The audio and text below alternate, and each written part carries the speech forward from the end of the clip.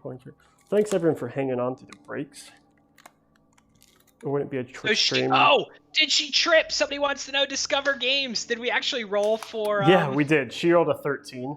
She needed a 12 or under, so she did in fact trip. By the way, she backed up, tripped over the thing, landed into the pine needle. She's currently trying to like blow her hair out of her face, and we'll see what happens. Rah ground.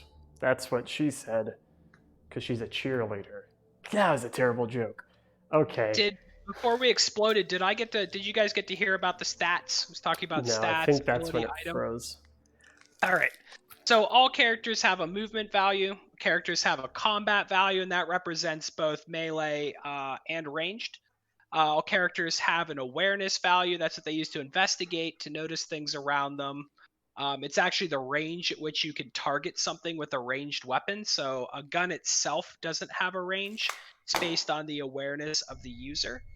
Characters all have a fright value, and that's used to determine how much terror they can handle before they go insane. So Seth has a 4 fright value. So when he gets to 5 fright or more, he's getting -2 to his actions for every fright point over 4. When he hits double his fright value, so 8, that's when he loses it, falls to the ground, curls up in the fetal position. See you later, Seth. He's done for. Classic Seth. And then characters have a... That's not classic Seth. He's amazing. Can someone give me an exclamation mark Seth in chat? Exclamation mark Seth, please. All characters have a luck value, and this is a number of rerolls that they have during the game, and they are super beneficial. Now, kids have a better luck value, so they're usually a 2, and adults are usually a 1. And that's something else that's really important. We have teen characters and we have adult characters. And right now, Ranger Sandy is the adult character, and all the other characters who are here are our 18-year-olds, our teens for the game. And there are some rules and things that will play off of that. Kosu, you're a champion. I didn't start my chat bot after I restarted my computer. Hold on. Matt, stall. Quick, say something funny. Quick. So the characters that we have, all the characters that are in the game, the space set, they are derived and representative of the tropes that you're going to see in classic horror films, comics. We have Ranger Sandy, who's the plucky kind of police officer. She's here to investigate. She's seen some stuff in her day, but she's willing to sacrifice herself to help the kids. We have Seth, who is the smart, attractive nerd. He's not going to be doing much physically on the table, but he's here to investigate, correct the other characters when they're not right, and shine his flashlight to help out because he's part of the AV club. We have Alice Grace, who's our cheerleader. She does the best handstands, the best backflips.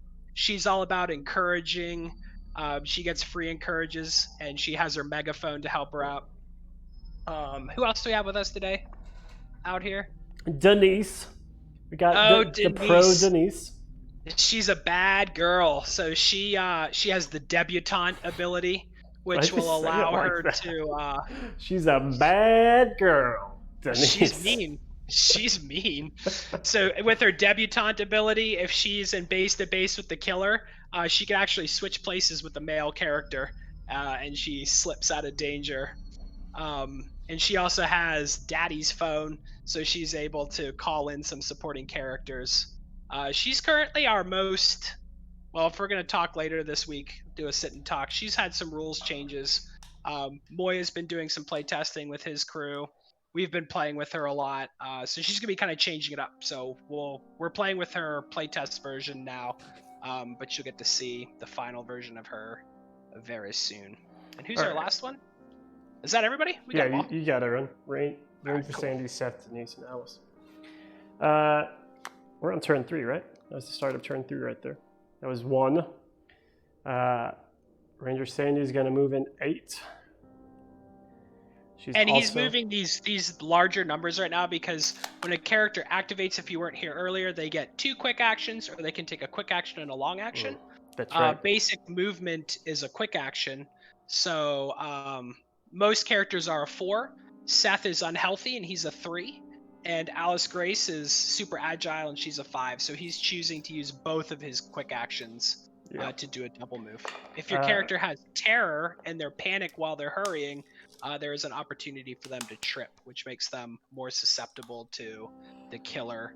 It makes it more difficult for them to take other actions. I did jump scare 2 on her, so I passed through area terrain, so I needed to roll my jump scare.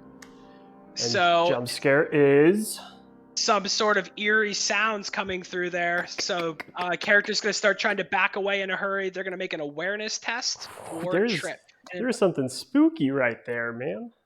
Something. It's probably just a gopher. So making a test, you're rolling a d20 and looking for a value equal to or less than that skill value. So for her awareness is a 12. 12, so she would need a 12 or less on a d20. And he rolled a 19. Boom! So both our characters have tripped and fallen over the same giant root. Something real spooky, man. Denise is gonna roll her eyes and just go a different direction. She's gonna go find Pat on her own. She rolled a 3 on her jump scare. So flickering lights. Again, if Seth would be useful and use his flashlight. He doesn't need to. He's saving his battery. Flickering lights. Also, he just can't be useful. That's like a key element of who Seth is, I feel like. It's the problem with you playing him and not me. All right, so that's all the characters moved. You can select them in any order. I just kind of did what was there. And now we are done with turn 3. All right, so we're going to go back up to the fright phase. We're on turn 4. So on a 4 or better, fright tokens are going to start going. And that brings up an interesting kind of point for this game. So we'll start with fright tokens that are closest to characters. It's going to be this one in the house. Oh, man. Here we go. It's a 3. Just some sort of a creepy sound. Token is removed. Turns out to be nothing. Ooh, there's only one left. I wonder if he's the killer. It is a 2. All right, so when there is only one left, when we roll, it becomes the killer.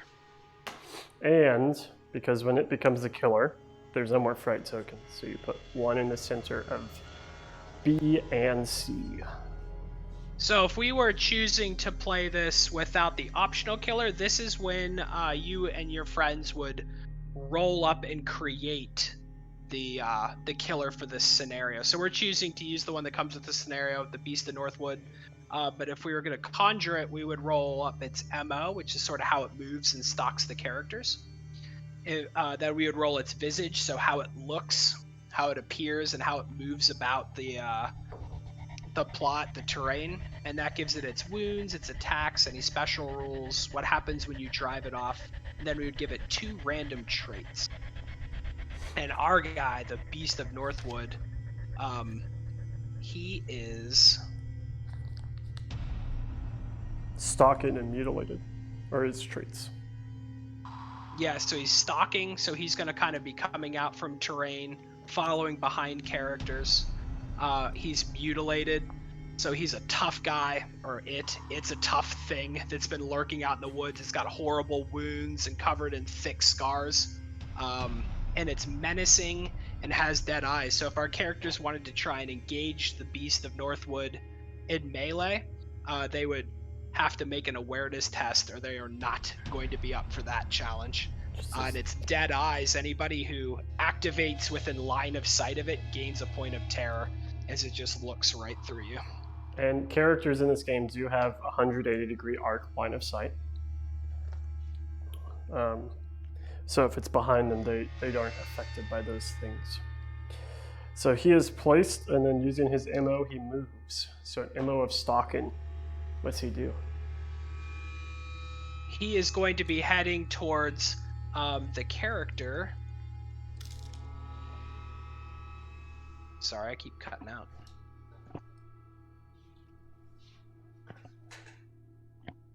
Can you hear me, Connor? I can. Okay, sorry. That was on my end. So he is stalking. So he's going to move towards the character that is the farthest from board section A.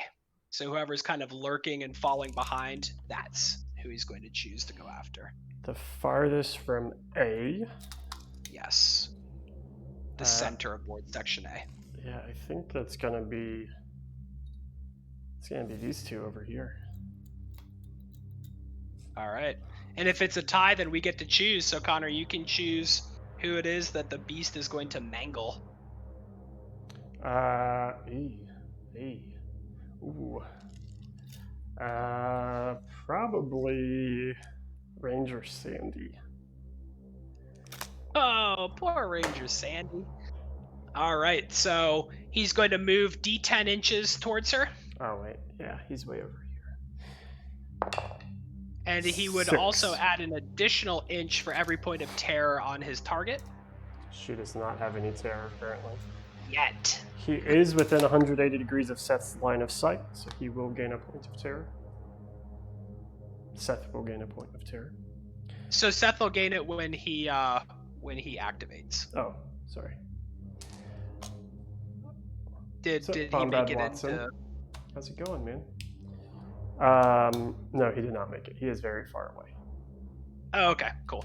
All right, so He's like, said, "Oh, I see where he is." yeah, he's like Sorry, 14 inches from. All right, so he's heading out. He busts out of the trees, smashes some limbs out of the way, lets out a guttural howl, and he's heading down towards poor old Ranger Sandy. But okay, his arch nemesis, Ranger Sandy. Yeah, she's wounded him before with her service revolver. And it is noted we're still in the fright phase. So in the fright phase, if you spawn the killer, you place and you move him. And now we move to the killer phase. Yes. So now the killer is going to start by using his MO, which is stalking. We know that he's going to be choosing the character that is the farthest from board section A, which is kind of where our camp was and where we started. And that's Ranger Sandy. It was a tie, so we get to decide. So he's going to move a D10 inches towards her. And if the character that they're targeting has any terror points on them, they add an inch to the roll. And if the character has tripped, they get to add an additional 2. Oh, so he runs right past Denise. He's just Shoulders are out of the way. Yeah, you see Ranger Sandy's scent is on the wind. He knows her from before. He's got a score to settle. Yeah, he's a man on a mission. He wants to. I mean, really, she's the only armed one, so it's probably smart to take her out. He knows the scent of gun oil. So he doesn't get there. Do either of his traits affect it outside of combat? His traits are kind of like his actions or his fighting. So he has his special actions is that because he's mutilated and has this kind of immunity to pain and this layer of scarring, he takes 2 less injuries to a minimum of 1. So he's very tough. It's hard to kill. So that's going to be the end of his phase. All right, so we go to the character phase, and like Connor had said before, each time you get to choose the order that you want. So you can think about their abilities, think about their location on the table, and what kind of interactions that you want to create. You can also, as players, decide how you want to interact with each other. So do you want to play your 4 characters cooperatively? Or is this the point in the plot where they're starting to look out for number 1 and they're going to start throwing each other under the bus? Denise going to start debutanting around and throwing Seth into the monster so she can get out? It's That's all what about I'm how thinking. You guys want to play. So I'm thinking this guy, he's coming out for blood. He's running straight towards Ranger Sandy. Brushes past Hey, Denise. see what? Oh, what's up, Chris? Chris, Seth is living life. He went camping with all the girls, so it's just Seth and the ladies out at the lakefront campsite. But unfortunately, Pat wandered off and got lost, and he's leading the charge for the AV club. He's not leading the charge. He is literally he's the slowest guy. He's worthless. Not as worthless as Denise, though, because Denise This killer runs right past her, knocks her. Hey, Hoover. You know what she does? She just says, nope, and she's getting out. She's going, man. She's running the other direction. Denise has no qualms about letting someone else die.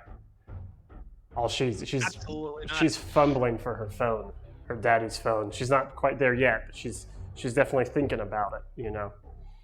So she's moving too. She does have a terror point, so I would have to see if she trips since she moved both movement.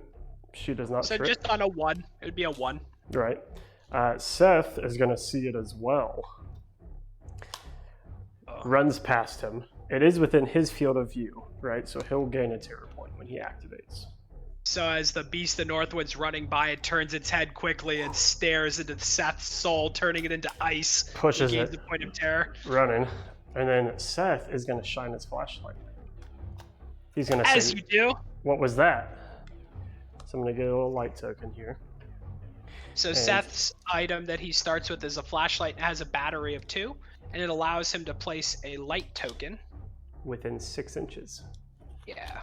So he's going to shine it right in front of the killer. We're just Not bad. I'm glad you're excited. We're gonna excited to share it with you. Gonna sneak it right under this tree. He's doing it right there.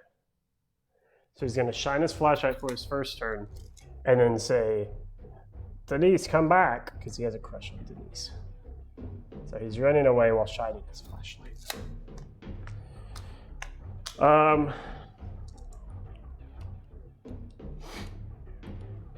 Got the next 2. So both of these characters over here tripped, which means that for their first action they need to stand up. Since they are, is it within 2 or 4 of a fright token, Matt? Do you get What was that? If you activate within the range of a fright token. 4 inches. So they're both activating within range of that fright token. So they both get 2, or both get 1 terror point. Everyone's at 1 terror. Connor, Ben just said he sent you a message real quick. And Furry, he's definitely got a 6-cell mag light going on.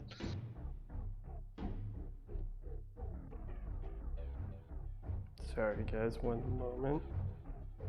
So the light tokens become a really interesting, sort of like a safety zone on the table. When a character moves fully into a light token, they immediately remove a point of terror. If they were to take the deep breath action, they would be able to remove more terror than normal or more wounds than normal. And they also can't be targeted by the killer while they're in the light. But unfortunately, in tropey fashion, they tend to flicker. They're unreliable. And sometimes at the moment when you need them most, they shut off and then your throat's getting ripped out. Because that's just how it is. Just, you know, just what happens. As far as length, I think Seth is rocking. That looks like a 10-inch flashlight. I'm pretty sure. Yeah, he's come prepared. He's a Weeblo.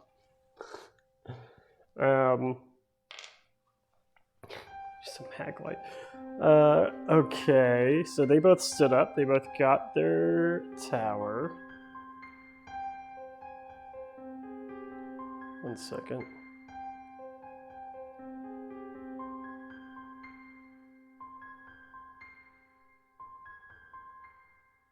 We played a scenario earlier, not on camera, when we were just playing it for some funsies.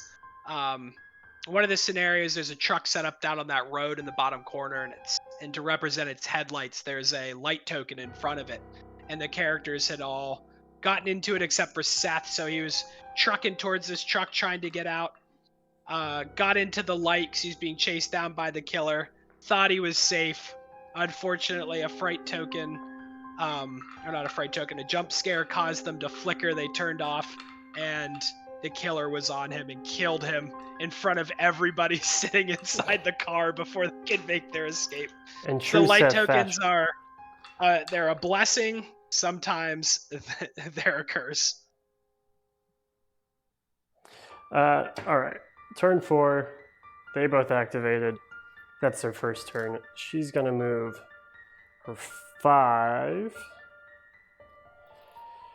This is our agile character, so she's got a 5-inch move. quick. She's And no joke. because I got there on my second movement, I can take like a quick Desperate action, a desperate action, but it's at a heavy modifier. For combat, it's -5 to whatever you're going for. For this case, which is an investigation, it's -10 of your awareness. So her awareness is only a 13, and -10 means it is at a 3. So if I roll a 3 or under, then perhaps I've found Pat's remains. Right? Is that right? Yep. And a desperate action, if you get into melee, you can make an attack, and that would actually also be at -10. The desperate action is, well, desperate. No, get out of here. Seth uses his reroll to reroll that die. No, it's a 1. Nice. Okay, so she gets there. Now we have to see what remains, right? So for this specific scenario, there's Yeah, a we table. roll to see. Is this Pat? Is it not Pat? She found a jumble of bloody clothes buried Oh, under no. twigs and dirt. And as she pulls back the cover, she finds Pat alive. It's a 9. Right? Right? Yeah, so 9. You find Pat alive, Yes! unconscious, just a blow to the side of the head. The Beast of Northwood hadn't had an opportunity to dig in for dinner as we came and disrupted the show. So, man, Pat's alive. Pat is alright. So I don't have a Pat Mini. I'm gonna use a Max Mini. Maybe Pat. This is Pat. Wow, Pat Max. This is some crazy lucky rolls that I just did. That was amazing. I A don't- 1 on a desperate action, And then and a you 9. reach out, and there she is. Crazy. That's awesome. Wow, have we ever found Pat alive? Nope. I think we've played this, I don't know, 8 or 9 times, not on camera, and we've never found her alive. This is the first time Pat's alive.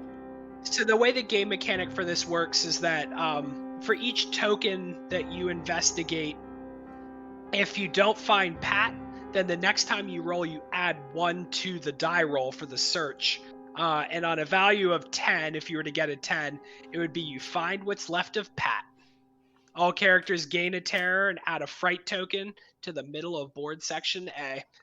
So So I had to luckily roll. we found her. I had to roll a 3 or under to investigate, and then I had a 10% chance of finding her there. I'm not good at math, but someone else can do those. This was extremely lucky. I think we're gonna win this pretty easily. We have I a think lot we of are. turns. Yeah, we do. We got a lot of time to get out of here This is a really happy story. So this time. okay, for now.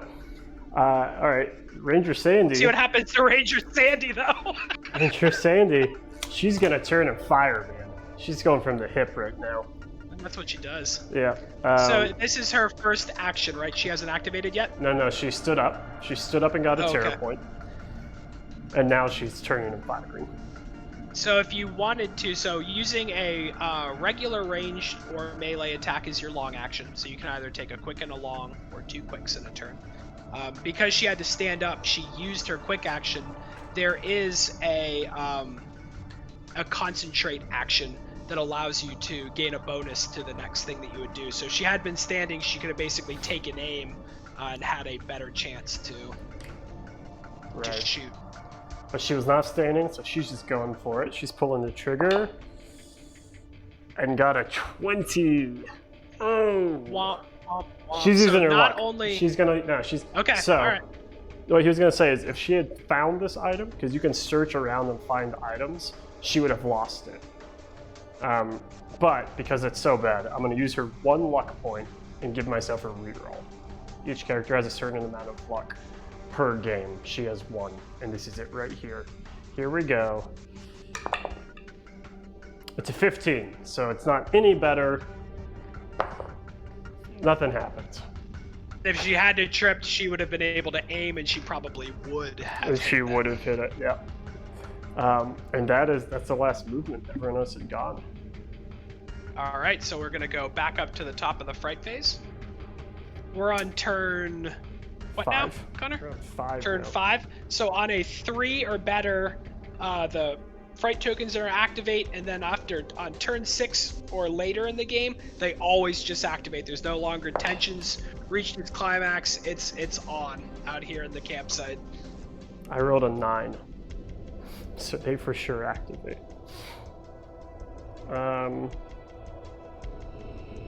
That's exactly right, Furry.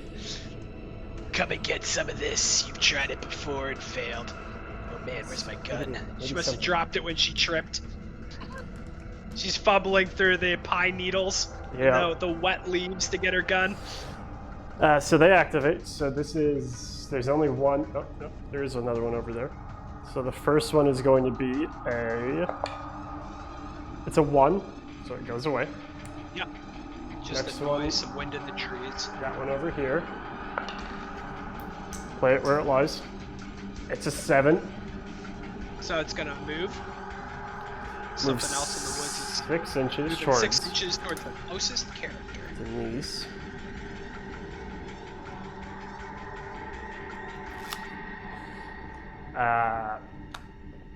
Okay. And let's see here. We don't generate new ones. We don't place the killer, so now we're onto the killer phase. Oh man.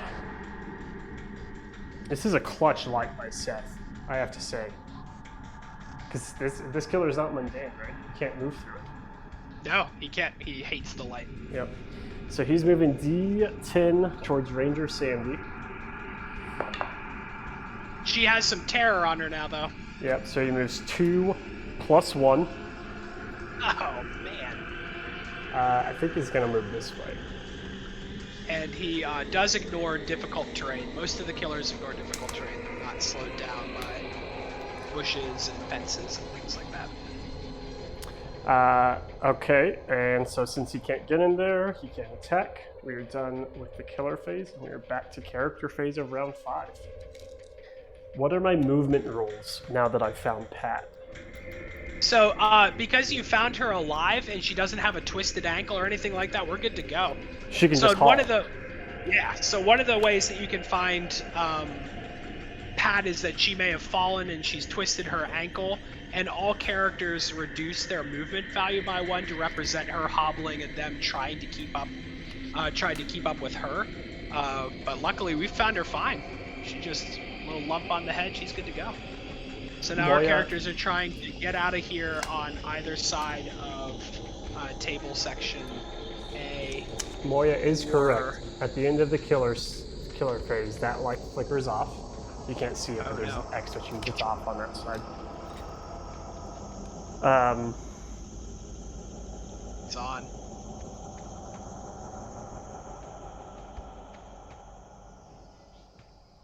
All right. We'll move Alice over here. A little bit hard to see on the camera. Alice is moving 10. We're rolling to see if she trips on a 1. Does not. Pat is moving 8. Rolling to see if Pat trips. Nope, no terror. Ranger Sandy is also going to move 8, but must roll for a jump scare. And Pat in this scenario is just for fun. Once you find Pat, Pat's just a thing. 10 on A story element. 10 on the jump scare table. Ugh, that's not good. No, it is not. So, screams in the distance. Move all fright tokens D10 inches towards this character. 9. So there's howls and hoots from off in the distance, and things start rampaging through the woods. There's only 1. Okay. And I need to see if she trips on a 1. She does not. As much as I hate to do it, Seth is going to be clutch again. Seth is going to shine his light.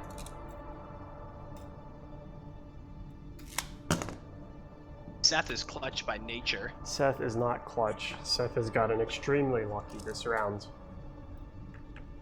His killer is also... Actually, Well, it's been actually, planned. there's no such thing as luck. There's just calculated decisions. So he shines his light right there. And then he's going to move.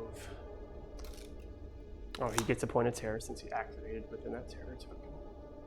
The fright token. Boy, that is... Yes. Bob from Twin Peaks. He's going to move 3 and roll for his jump scare. It is an 8. Gains a terror point. Strange shadows in those woods nearby. He also gains a terror for activating near that fright token. Yeah, I got that one. He was looking at the killer. He wasn't? He was, so that's another. So Okay. he's got 4 now. And Denise is going to move.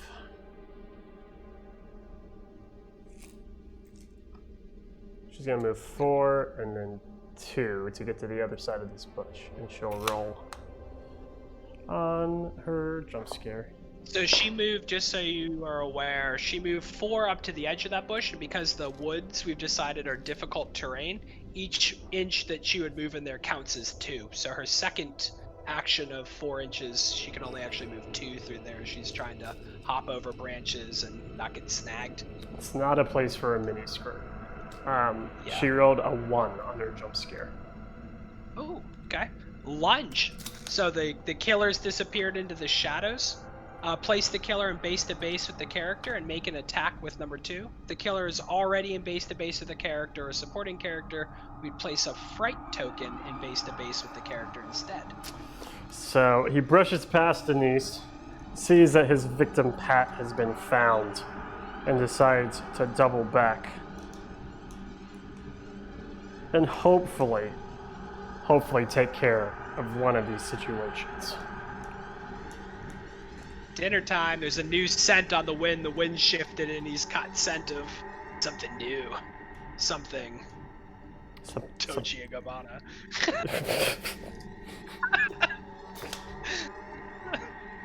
All right. What's his attack? Where are we going? His attack. Darth Balls is back in the house. Menacing. So he's making an attack with number 2. This is not good for her. This is mutilated. This is gonna be a brutal thing. So he's gonna do wild swings. Oh yeah. So he's gonna do wild swings. Let me grab So that he's one. gonna hit Seth. So he dives in on her, but swinging wildly. And it's all characters, so it will be her as well because she hasn't been targeted by Vicious Blades.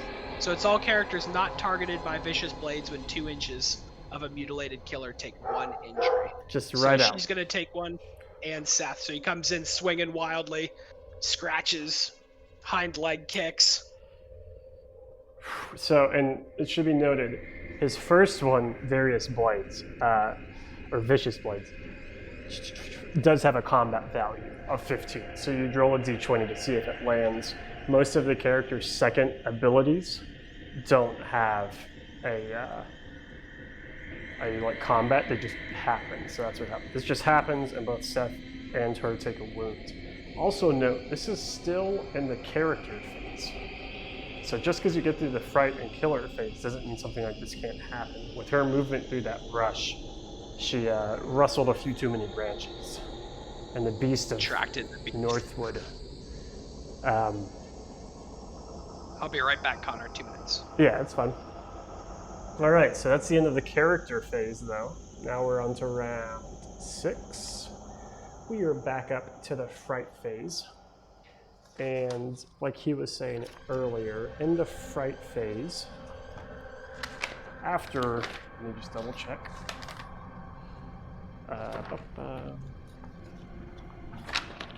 In the fright phase, after so many turns, the fright tokens just go off automatically, which should be now. Yeah, turn 6, you always roll. So on turn 6, you always roll for fright tokens, so you don't see if they go off. There's only one on the board. It's right here in the middle. And we're going to roll that. Which section is A, Moya? Up here. A from my perspective. the next stream, I'm going to make this one A. I was a silly person who didn't think. I had more of like a top-down view this time, which I like better, but I didn't adjust my frame of reference for. We'll get there. Tune in Thursday, 6 o'clock, for another scenario. One that maybe we don't win like this, off of 2 very, very lucky rolls. So the first one is a 5. 5, pretty sure is just a movement. Yep, move the character 6, or move the fright token 6 inches from its close character. That is going to be Seth. Right there, right on Seth. Right in back corner. Oh, All man. Right. We just got through the fright phase. Poor Seth. Seth has a fright token right behind him. And one of the things that I think it's worth mentioning while we're playing, especially if you've played a lot of miniature games in the past, base to base always kind of has this connotation of being like swirling melee. You know, it's representing characters all tangled up and fighting and until somebody dies. And in Don't Look Back, base to base is more of like that horror kind of intimate distance. The character is the killer is like in your face, but maybe not constantly attacking. You know, in there you can feel the breath, waiting for something to happen, and some of the attacks sort of work that way. Especially with there's like the familiar killer, when he's close and you've trusted him, he does things like unexpected backhand. So out of nowhere he strikes somebody. Some of them can do things like pull a revolver even if they're in base to base and shoot somebody nearby. So just kind of be thinking of that base to base as just that kind of invasive, close, intimate distance between the two models who are base to base, and not always just this like roiling melee, you know, that's going on constantly. Yeah. So that's fright phase. Now we're back to the killer phase. So he's in base to base, so he's going to swing his first attack. His combat of 15. It is a 16. She's fine. But So he's also adding 1 if she has terror points on her. Okay, it's a 15. She's not fine. And she how many wounds is it? For the blades? Vicious blades. Vicious blades. So that's going to be 3 injuries, which is a lot. So all characters. So if you also notice when we kind of went through the stats, there isn't a wound value. So all humans in this, when they take 10 injuries, then they fall victim to the killer. So she's at 4, and then he uses the second ability, Wild Swings, and we add 1 more to her and 1 to Seth. So because she was targeted by she does not the get it. blade, so this sort of represents like the follow through.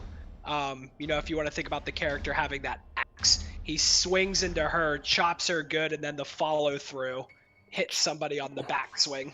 It's like that chainsaw scene. It's just like just whirling. All right, so that's the killer phase. Onto the character phase. My win condition is just get Pat and 3 others out, right? Yep, off of one of the A outer table edges. Yep, so you got to get them out of there. So Alice is going to move 5. She's at the table edge. Pat is going to move the whole 8. Ranger Sandy is going to have to move 8 and roll. And this is where, again, you as players get to determine how you want to play this plot. So we found Pat early on with some really lucky rolls, which is going to happen. So that leaves us quite a few turns left where you can either just choose to try and get your 3 people off of there. So maybe they're totally fine with leaving these people behind in the woods. Or if you wanted to, maybe Ranger Sandy would want to like come back. You know, she's like, go kids, you go. I got this. And she's going to head back in to try and take down the Beast of Northwood. So that could delay you. Maybe you don't get your 3 characters out right away. So you can create your own tension while playing and how you decide to make choices with those characters. So maybe they're just like, dude, they're done. Maybe Ranger Sandy's like, I've seen this happen before. We can't go back. It's too late. And they just bolt. So it's totally up to you. I And think each time you play, it's going to be different. I think that's where I'm leaning right now, but Seth still has to get out. Go! So Seth is going to Nice! activate, get a terror point, because he is within that fright token. He is then going to move 4 inches. He also sees the killer, so he's going to gain another one. 1, 2, 3, 4, 5, 6. So he's now, because his fright value is a 4, for each point over that he has, he's also -2 to action. So he's actually -4 to things like awareness, to combat. So he may actually, as much as we love Seth is life, at this point he's probably actually wet himself a little bit.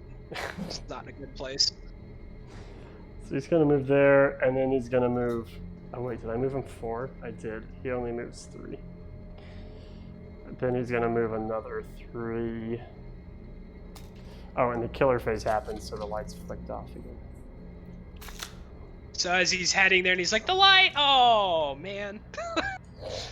Oh, and he's going to make his darn it. trip roll with, what does he have, 6? He does have...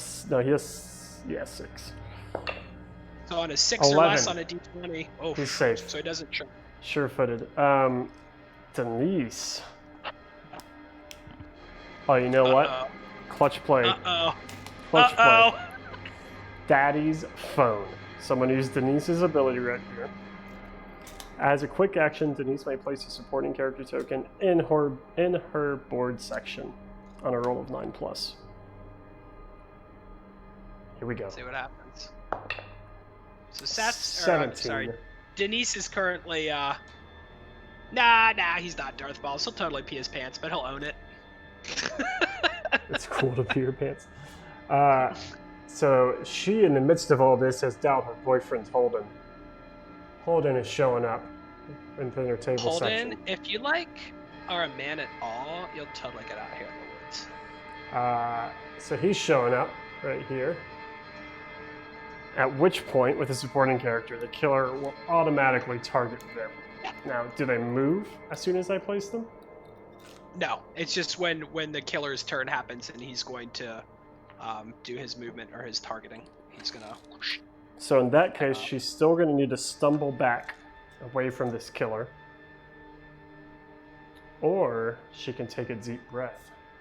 Doesn't matter. I'll stumble back. So when your character is in base to base with the killer, they can't just move away. They have to take an action called stumble back. So she back steps, tries to get away. She can move 2 inches directly away from the killer, and then she's going to make that awareness roll to see if she trips. I rolled a 7. I needed a 13 or under, so I'm good.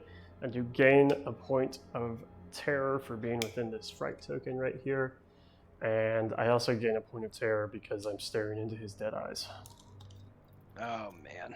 And that is the end of turn 6. So now we are on turn 7. Yep. Back to the fright phase.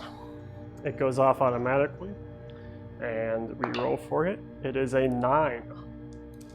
So what we're going... Has the Beast of Northwood taken any injuries yet? He has not, so he is enraged. Yeah, because you don't have- So what would happen is once the killer is activated, or is on the board, I should say, and you roll that fright token value of a 9-10, well, obviously the killer's already been placed. So what can happen is that you would roll a D10 D20 looking to roll under the killer's current wounds. So the more wounded they are, the more likely they are to slink off. What would happen is that we would remove the killer, and then he would come back out of the shadows in the rear arc of the most isolated character on the table and be lurking ready to kill them.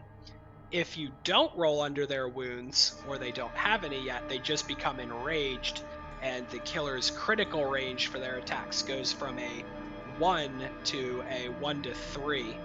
And we haven't seen it yet, but if a killer makes an attack roll of a natural 1, or in this case a natural 1 to 3 because he's enraged, that attack does double damage to the character.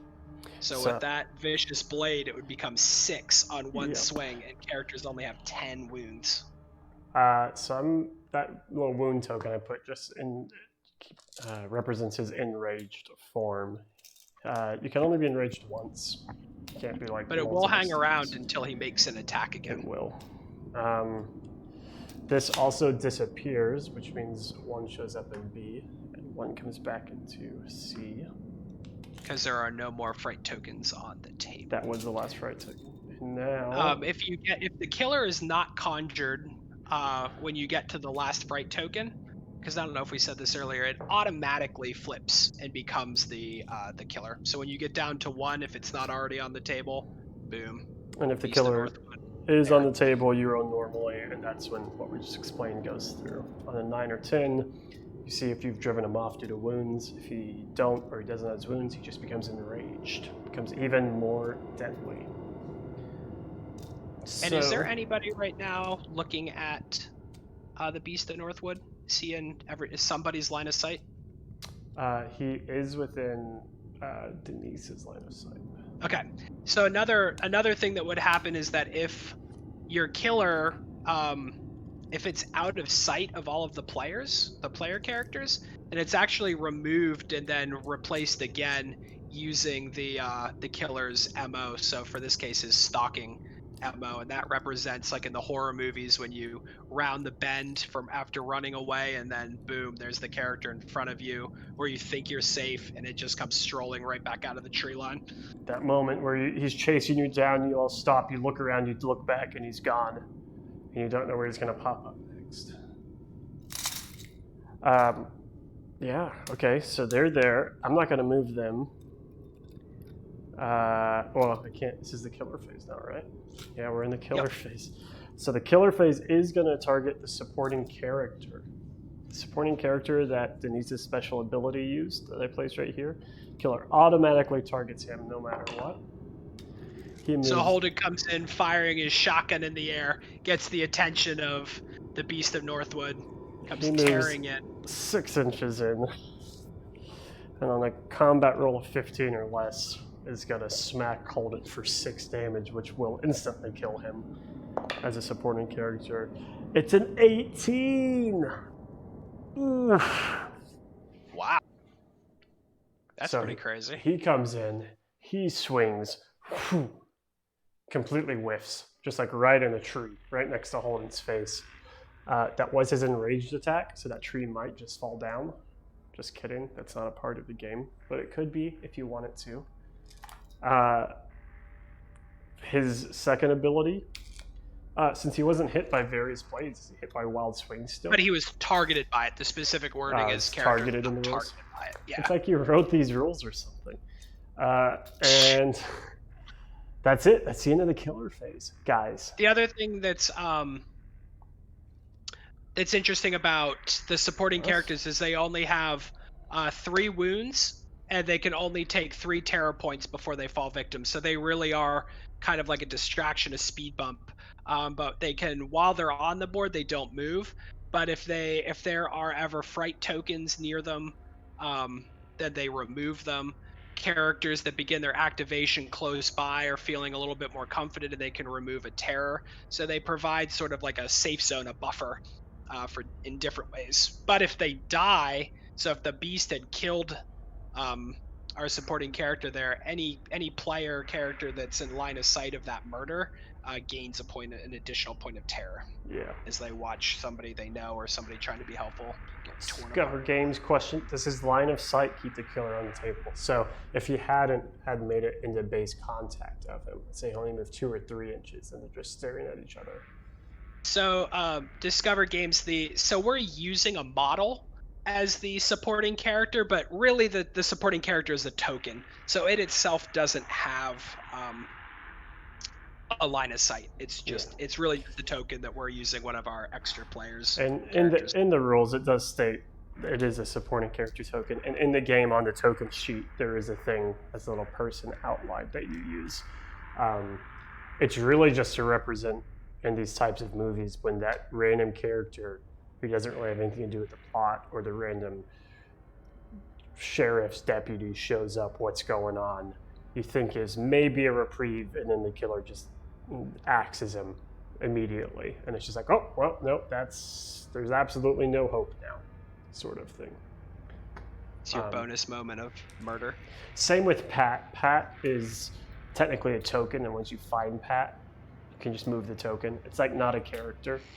There's no stats for Pat, and it's just an effect, a thing. Yeah, and with the supporting character, like you said, all supporting characters have 3 wounds, 3 terror.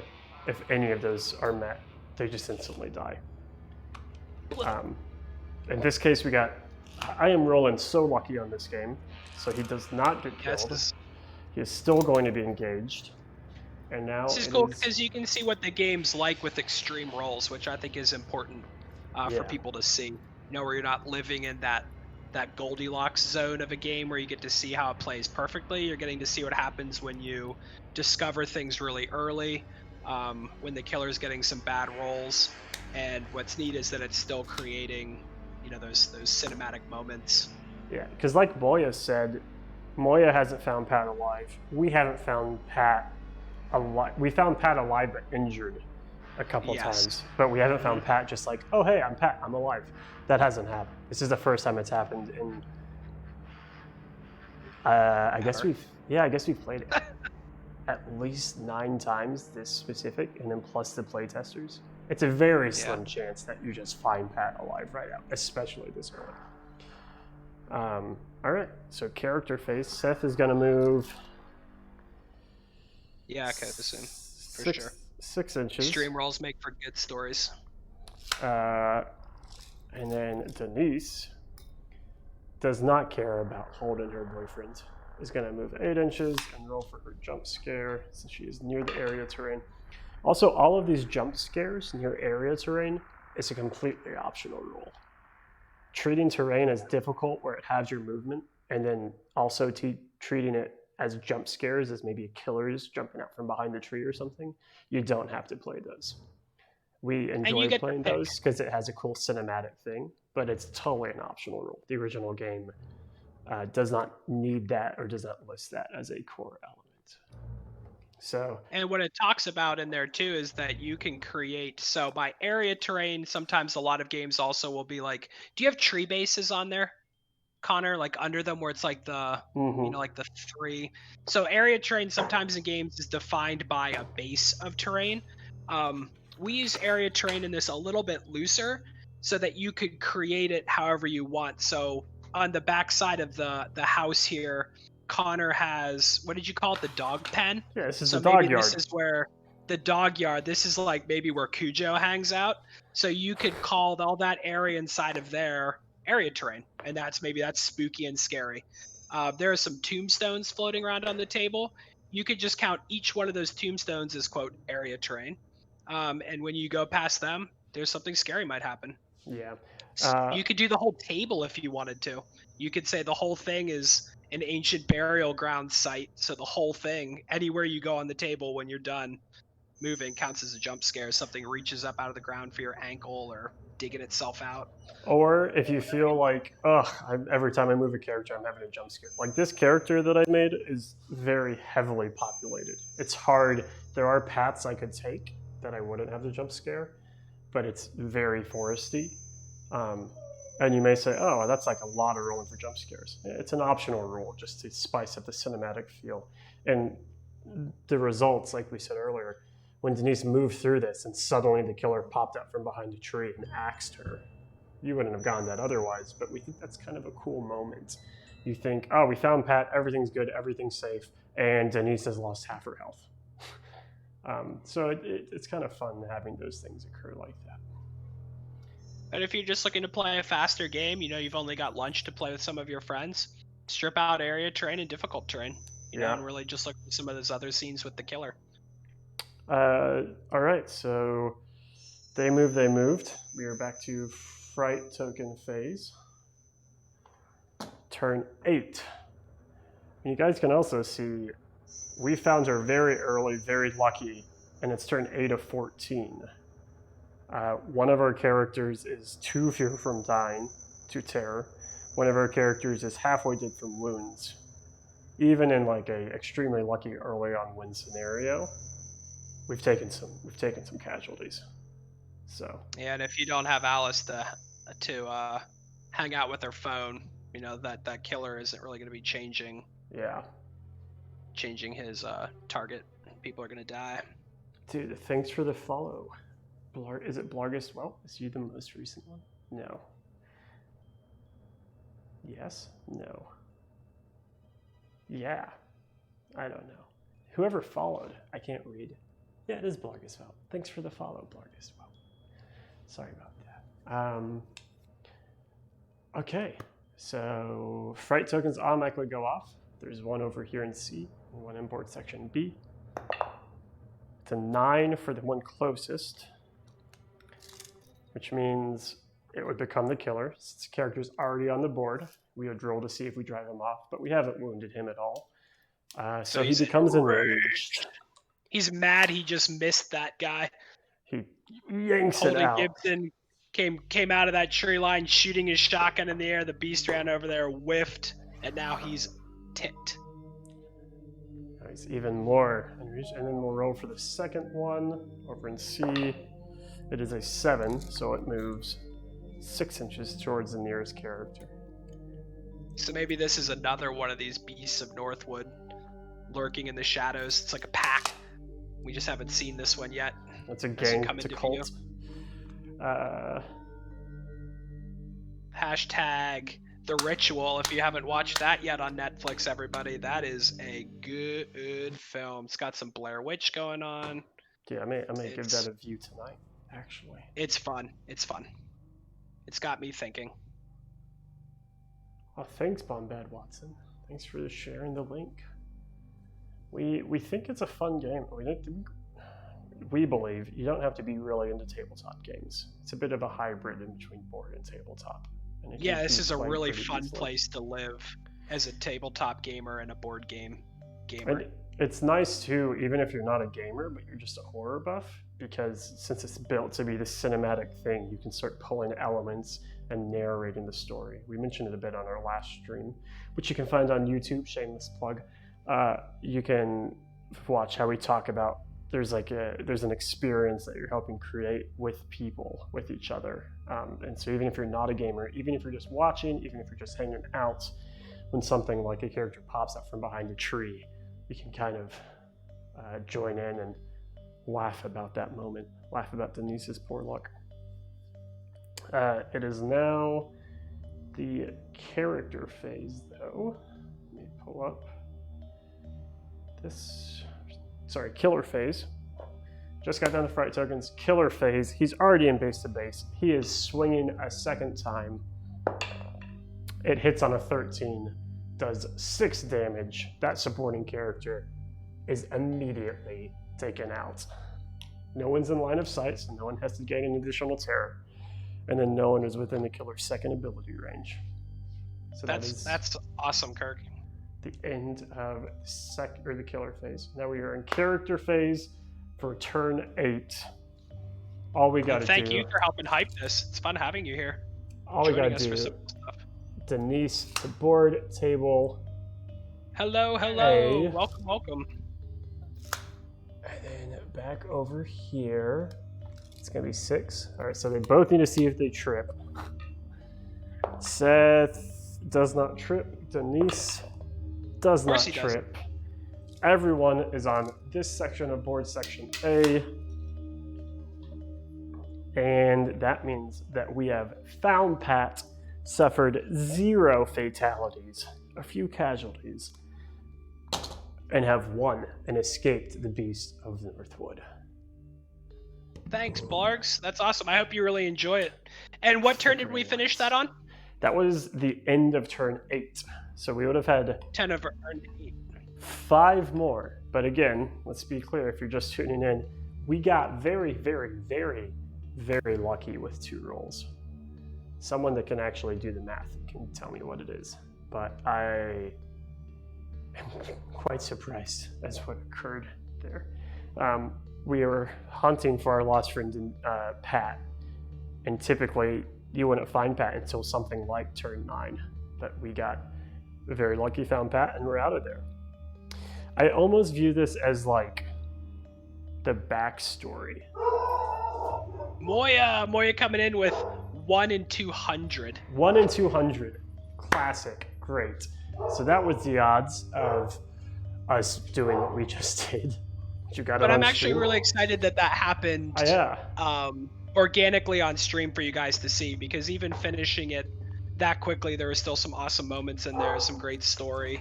And I think too, for me, this is part of why there's more than one scenario in the book, is this feels like the backstory, like the time these 4 characters ran into the Beast of Northwood and they made it out, but they know he's out there. And then we could skip to the next scenario, which would be the escape. And you could, because it has a themes killer, yeah, but you could just use the Beast of Northwood killer. You Sure could can. make like a 5-part series where the Beast of Northwood is just routinely hunting your group of people. Every time you win, like this is a pretty easy victory. All right, we move to the next one. And maybe that's when the Beast of Northwood gets his revenge, part 2. Hashtag The Ritual. If you haven't watched that, we're just talking Man, about you that. But that are they paying you?